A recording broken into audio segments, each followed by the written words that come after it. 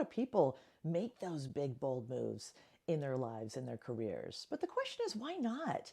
Isn't that what human history is about? Certainly making some of the small moves, but the big moves from time to time that push us forward as individuals, as a community, as a human race.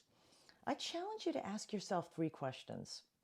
First, are you making moves in your life? And if not, why not?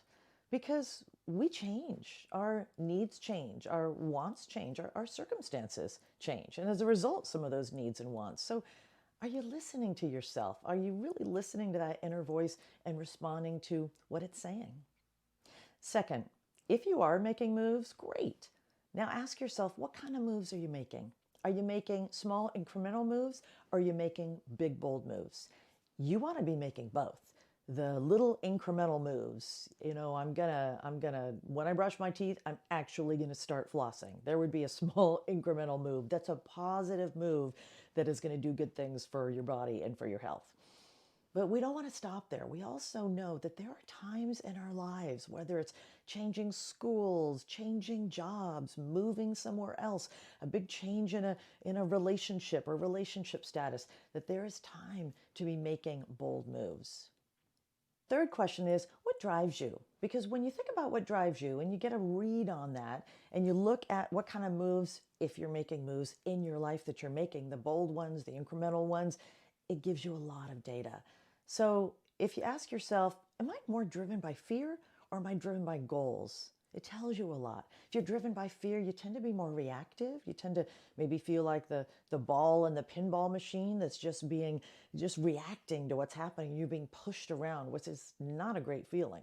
Or you're driven by goals, and then you tend to be more focused. And rather than that disempowerment, that lack of agency from being driven by fear, being driven by goals, you say, now what do I want? What's the plan to get there? And that tends to build that sense of agency. Now, you might not reach that goal, but when you're in action towards a goal, that's when you tend to find something great along the way, even if you don't get to that end main goal. You find actually the right thing along the way. So considering, okay, am I making moves? Secondly, what kind of moves am I making? And third, what's driving me can really give you a sense of, here's what I need to do to be making some more bold moves in my life. Beyond that, let's look at 2 ways that you can set yourself up well to make bold moves. First, if you're going to make a bold move, you got to prepare.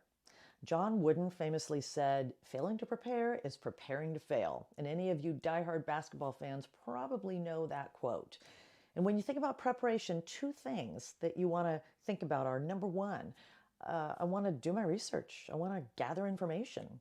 When I expanded my business to a new industry, I read up, I studied up, I called everyone I knew to find out their perspective on the industry so I could be armed with information that would help me. And then second, you put together a plan. So you gather information, you put your plan together, and you get yourself really ready to make a bold move. Second, you have to, if you're going to make a bold move, you have to have a healthy disregard for the impossible. So, do you believe it's possible to make a bold move? Most people don't believe that things are possible, so they don't make bold moves in their lives.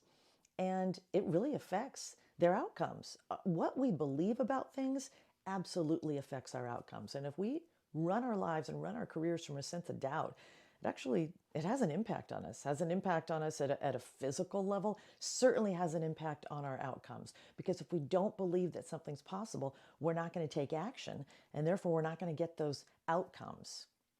Number 1, we tend to get caught in the limits of our imaginations, which prevents us from going where we could go. Secondly, we tend to get caught in incremental change and not make those big, bold moves. Now, incremental change is absolutely good, and we should be engaging in that regularly and upgrading and improving our approaches and our how we're living lives and how we're doing our work. It's just that there comes a time in everyone's life where incremental is not enough. And there needs to be a big, bold move.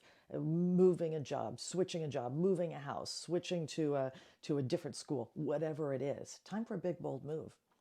And number 3, and this is so human nature, is that if we can't see how to get from here to there, we tend to not go. Ask yourself, have you ever been there? Like, I don't know how, and I don't see how it's going to work. So you didn't go, or you're too afraid to go.